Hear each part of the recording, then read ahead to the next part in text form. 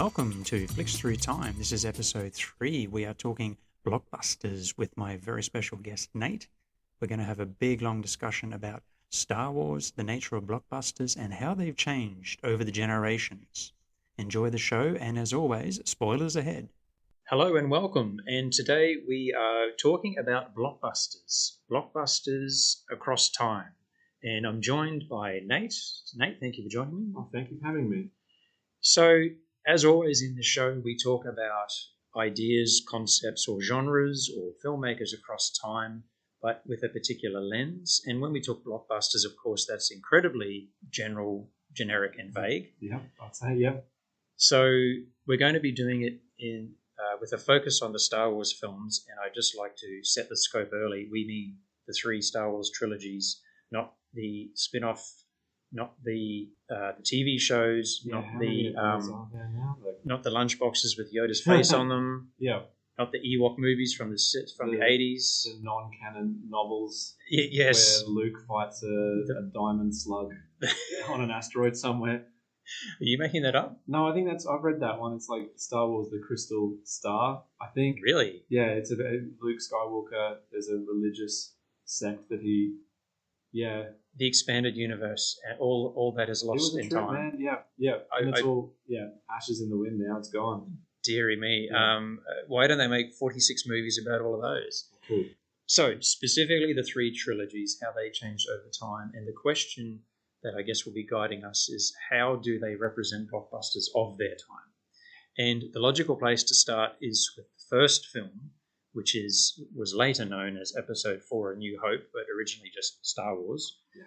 1977, and it's been, I was going to say debatably, but I don't think it's up for debate. It's one of those first summer blockbusters. Yeah. Following on from Jaws. I think Jaws is seen as the start of the blockbuster as we know it today. Those big.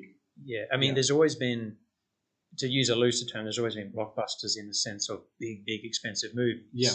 But the way this was a huge marketing success, released in the summer, the American summer, of course, it's informed this, shall we say, model of blockbuster has so informed filmmaking since.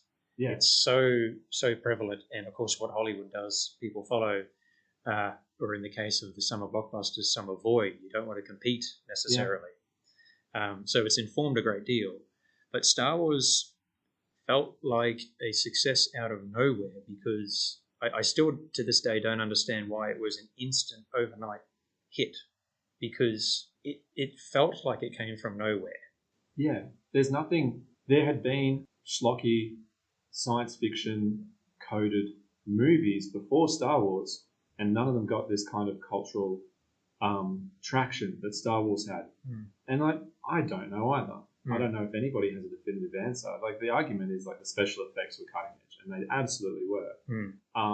But people didn't know that on day one that it opened. They were lined up around the block famously. Yeah. Literally, the queues were massive from day one. And I understand that word of mouth was positive, but there was an energy in the air at the time, at least in the United States, about, this is my guess, embracing new filmmakers. So you had people like Spielberg, of course, Coppola, and shall we say, almost cohort, as it were, of filmmakers.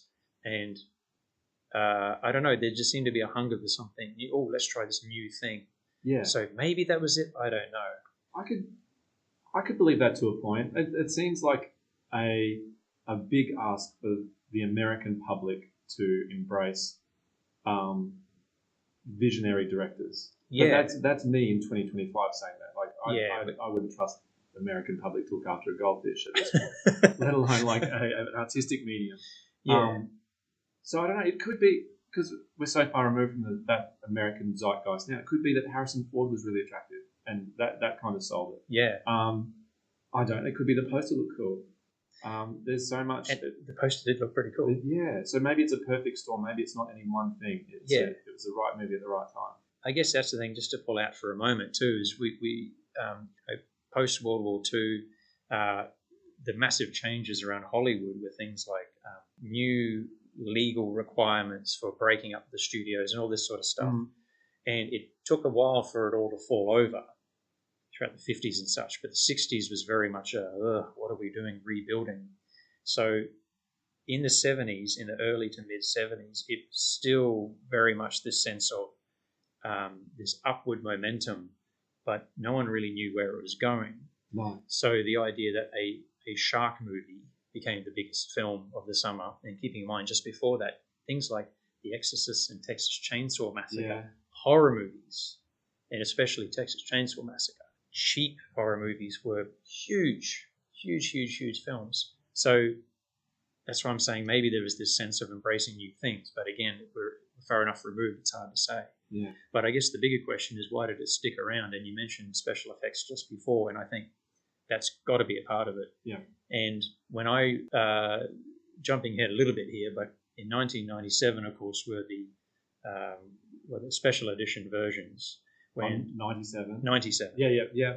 1997, 20 years after the original. Yeah. Let's re-release them all. Let's use CG. So I'd seen the originals, but I became more familiar with the remasters. But as a side note, I did get a chance to more recently see the original. It was probably in the lead up to the Disney Star Wars films, I think. And I watched it and I was shocked by how well the original effects held up. Yeah, absolutely. There's a lot to that movie, like the original, that holds up because it's practical effects. Yes. It's miniatures and that stuff, even if it's not realistic and convincing, it looks appropriate. And so that it doesn't break immersion. Whereas like the effects that were put into those 97 re-releases were cutting edge CG for 97. They've aged terribly since then. They look very dated. Well, even to the point that, if I'm not mistaken, I think then when they were released either on DVD or Blu-ray, some of them were done again only a few years later. Yeah. Like that, the scene of where Jabba the Hutt was put back into the original, which looked it's so bad. It looked pretty bad at the time. Yeah. But they redid it and it looked better, but it was also like Spielberg doing an extra scene for E.T., and E.T. was suddenly computer generated for one scene. And even if it were fantastic, you'd still know it's not a puppet. Yeah, it's really unnecessary. Yes. Like, it was cut. That scene was cut for a reason. Yeah. And I understand you want to put more stuff in on this big iconic film. Yeah. But, we can't do this without CG. Maybe leave it then. Yeah. Yeah, if the movie was fine without it, leave it out. It's unnecessary. It's a good special feature that's it. On a DVD, which technically didn't exist at the time. Convince die-hard fans to cop up $40 for a re-release. Absolutely. So full credit to George for, you've got to remember, he developed the visual effects with ILM. He set up the company, Industrial Light Magic, and probably one of his biggest contributions to cinema was saying, this is what these blockbusters can look like. And I wonder if in an alternate Earth where special effects were just okay, probably because of all these other components, the film still would have done well. But I wonder if the message of blockbuster with big effects was the one that we got. So in other words, Hollywood then took that as, we've got to do bigger special effects things. It definitely said, I think it's probably until like the X-Men movies start coming out where the model for a blockbuster moves away from science fiction.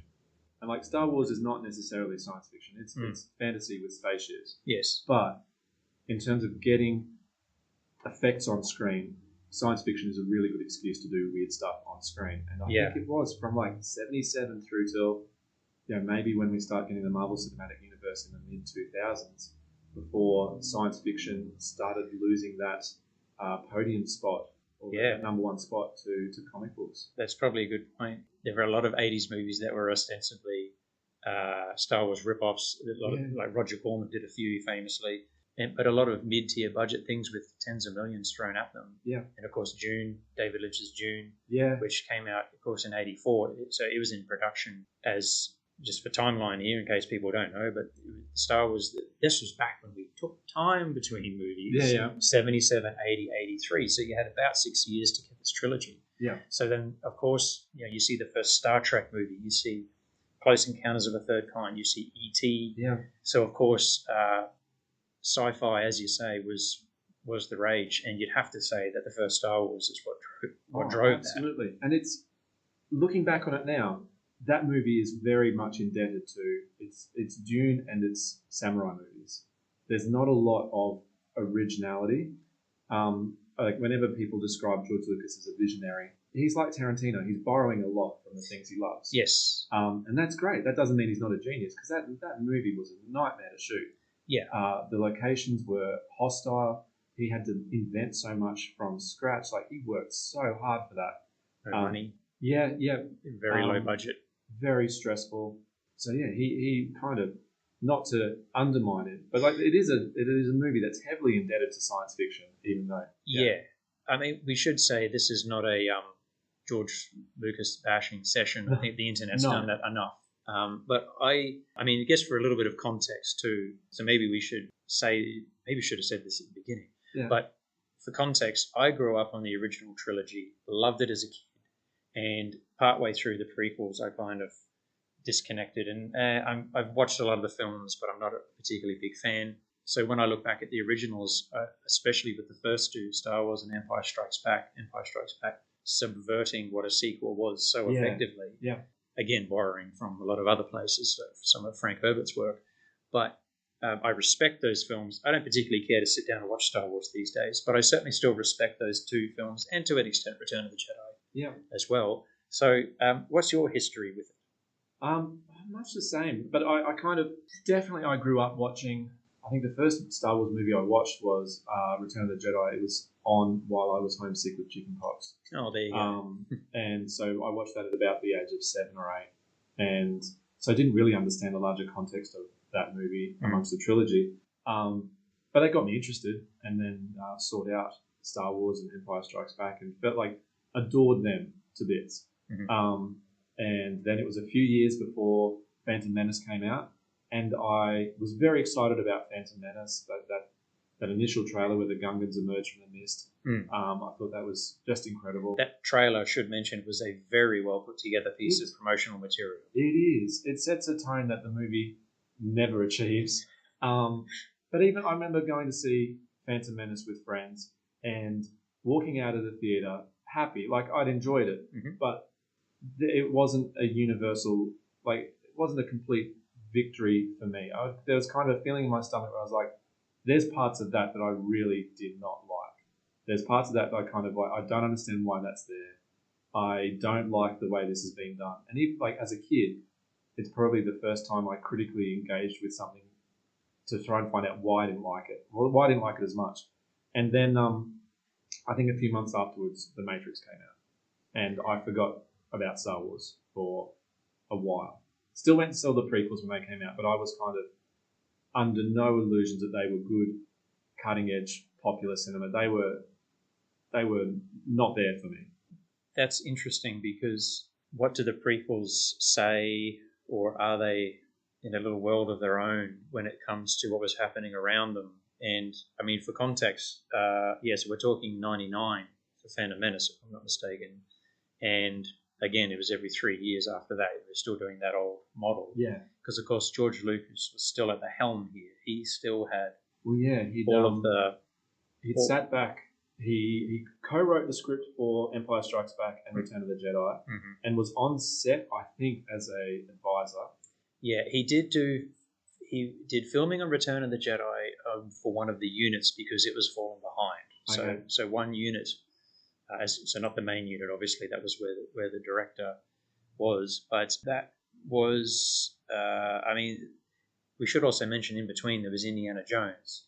And that, of course, that was his producing, Spielberg directing. So the impression one gets is George is very good at overseeing things. Yeah, producing things. Businesses. Yeah. He's phenomenal. He's a good director. That first Star Wars movie is well directed. And American Graffiti before as well. Yeah, but I think he suffered for it. I think that shoot, he really didn't enjoy it. And from all, there's documentaries online, and from all reports, he was pretty miserable by the time the movie came out. Yeah, so then why would he say, presumably around 1997 when the special editions come out, and he's now leading into the prequels, why would he say, I'm going to produce, write, and direct these? Yeah, I mean, I've got my theory. What do you think? Ooh, well, I think a couple of things, but probably the most prominent would be, this is my baby. This is mine. I'm the one who gets it. Yeah.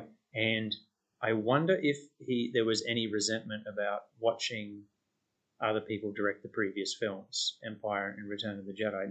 Resentment's probably too strong a word. I think he got along with those directors, especially Irvin Kershner in Empire Strikes Back. Yeah. I believe they got along pretty well, but it might have been, this is mine, this is my baby, and I want control. Yeah, I think. Yeah. I've heard, and I couldn't pin this to anyone. The anecdote I heard was that George Lucas went to see Jurassic Park and took note of the special effects in Jurassic Park and thought, I want to revisit Star Wars using current technology. Right. But I might be pulling that out of nowhere. I remember hearing that when I was, that's almost 20 years ago. I heard that anecdote now, but at the timeline makes sense. It makes sense, and him and Spielberg being friends, and they've always kind of been feeding off each other in a positive way, I would say. And I think that kind of explains the Phantom Menace and Jar Jar Binks. He wanted a full CG character in a supporting cast role. Like it had been done in other movies, but that was the first time like I don't know what to describe it, like a above the line actor was playing a CG. Yeah, and he had a lot of screen time. Controversial take. Maybe too much, I think. Maybe too much screen time. You might be the first person ever to say that. How could you say something so brave? Yeah, but then it's Phantom Menace, to go back and watch that prequel trilogy now, tonally and even textually is so different to the two movies that follow it because it's shot on location. There's practical sets that they're shooting on, and the CG is added in. Whereas the Attack of the Clones and Revenge of the Sith, those are largely CG movies with the humans kind of edited in. That's a good way of putting it. I can remember the first time I really noticed it. I mean, it was noticeable throughout episode 2, but at the end there's a scene where, because of course, excuse me, in episode 1 Yoda was still a puppet. Yeah. And then episode 2 he's CG, and I'm going, why? And I guess we should probably talk about that scene shortly. Why would they make him CG? But it leads to this hilarious scene where you've got all the clone troopers are computer generated. Yeah. You've got Yoda computer generated. The background's computer generated. And then Samuel L. Jackson as Mace Windu walks in, and he stands out and looks weird because he's the only human there. And it's like, oh, I thought I was watching a computer game or something. Yeah. This is what it felt like on the big screen. This is not 20 years of resentment or something. No, there's no revisionist history of this. It looked weird at the time. But even the way Samuel L. Jackson, I think it's only become available recently, like a mid-production sequence of that, I don't know, the arena battle on Geonosis. All this deep Star Wars nerd knowledge is coming out. Without any of the effects edited. And Samuel L. Jackson looks like a kid swinging his sword around. He's given no direction. He's just told, swing your sword around. You're deflecting blaster fire. And it looks ridiculous. And it looked ridiculous on the screen as well because it looks purposeless. Yeah, that's a perfect adjective, I think. It's the whole thing is there's a lack of direction, and I think the evidence has really stacked up against George as an effective director with visual effects, ironically, given that he was such a revolutionary. But once it went CG, and not just here, he's done, what was it? He did a movie called Red Tails or something. Oh, that movie's no good. And I haven't actually seen it, but I've seen just individual special effects shots, and it looked like an amateur director with a big budget. It looked a lot like Sky Captain to me. It had that kind of and not on purpose. Look. No, there was no, like, Sky Captain has bad special effects, but it's very stylized. It's trying to evoke that same Indiana Jones, that golden age of Adventure Tales, that sort of thing. Yeah. Do you happen to know the era of Sky Captain off the top of your head? The movie's release or the movie's release? Yeah. I'm just trying to pin it relative to. It would be a contemporary of the Star Wars prequels. That's what I was thinking. Yeah. Maybe it's like 02 or 05 or 06 or something like that. I'd say so. So, which is a good place for it. So if anyone wants to check that out, there's also the original short film that inspired the film, which is fully available on YouTube too. And personally, I didn't like the look, but I at least understood what he was doing, and so I get what's happening. And it's different between, I guess that's the three things here. That was cheap but stylized. Yeah. Then you have cheap, we're doing the best we can on no money. And then you have the George Lucas brand, which is you got loads of money, but you don't know what you're doing. Well, yeah, I think this is me. I know you said we're not George Lucas bashing, but I'm going to indulge. I think by the time he was filming the prequels, he was an old man and very comfortable. Yes. And so I don't think he liked, particularly episodes 2 and episode 3. They were shot on the Fox Studios in Sydney or outside Sydney. I think he really enjoyed that he could. This was air conditioned. Yep. And he didn't need to sit on a chair. Yeah.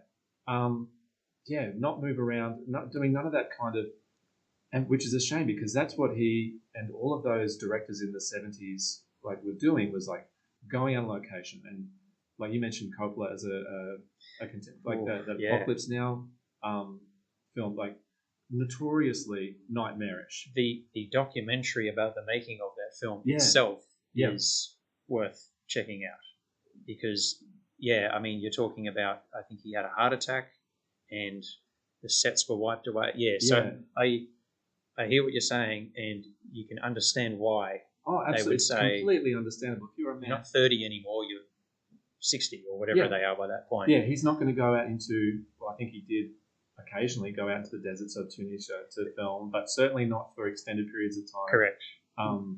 Very little location shooting, and what that does, unless you are a very skilled director, and I guess I'm making the argument that he, by this stage, is not, or at least in this particular realm, he's not. It's about, I think, key moments of character interaction or exposition. Yeah. And now, just as a bit of, shall we say, comparison, you've got something like, well, even The Phantom Menace, where they have talk about where did George borrow from? Well, Kurosawa was a great example. Yeah. Seven Samurai has such excellent exposition. You have this very clear, they quite literally sit down with the map and say, there's this many people left, we're going to do this. You've got a great sense of orientation, which is something that more recent films don't have, which we'll probably come back to when we jump ahead another generation. So a good sense of geography, who's left, who's doing what. And that's a pretty good, effectively done in The Phantom Menace when the Queen says, right, you're going to do this, you'll blow up the ship, rah, rah, rah. And you could argue there's too much going on. There's 4 sub-plots going on that all combine. It's busy. It is. But I remember watching it and going, I still knew where people were. And it's pretty, he Return of the Jedi did a similar number. I think it might be 3. Pretty sure 3, yeah. They were expanding outwards, like with each movie, the number of plot threads that the third act was trying to juggle. Yeah, and that's another point too. When you look at the escalation that the original trilogy created, of that you got to have a dark middle chapter and that big boost at the end. I mean, the next prequel trilogy did it. Peter Jackson's Lord of the Rings trilogy did it. Yeah. They tried to make Helm's Deep at the end of the second film feel like a bit of a loss. Yeah. Because you had to end on a downer, because that's what you're supposed to do. Yeah, because Star Wars did it. The difficult, you carry the lowest point. Yeah. You're treating your trilogy like the classic three-act structure. Yeah. And then the third one, Return of the King, was huge and expensive. I mean, that's inspired by books, of course. Yeah. It's an adaptation. But the point is, Lucas really imprinted that. But as you say, then with Phantom Menace, he started to try to build up from that Return of the Jedi point rather than starting off small. Yeah. Granted, at least he didn't have some kind of Death Star, but they still had the surrogate or it's the spiritual version of the battleship. The architectural precursor to, sure, I don't know whether that's something that is deliberate, but it's definitely... the style is meant to evoke, for sure. Yeah, he's definitely channeling Return of the Jedi energy. Yeah. But, like I said, that Kurosawa-esque exposition, which was reasonably well executed, I would argue. Yeah, for sure. And then you have all of the exposition scenes in episode 2 and 3, which was generally 2 people walking very slowly down a corridor with green screen behind them. Oh, at best, you might get or sitting on a talking couch to the Senate, and it's just, you can hear, there's an echo. And I mean, there would be an echo because it's a huge empty chamber, but man, that sounds bad on screen. Yeah, it feels so vacuous and empty and lifeless.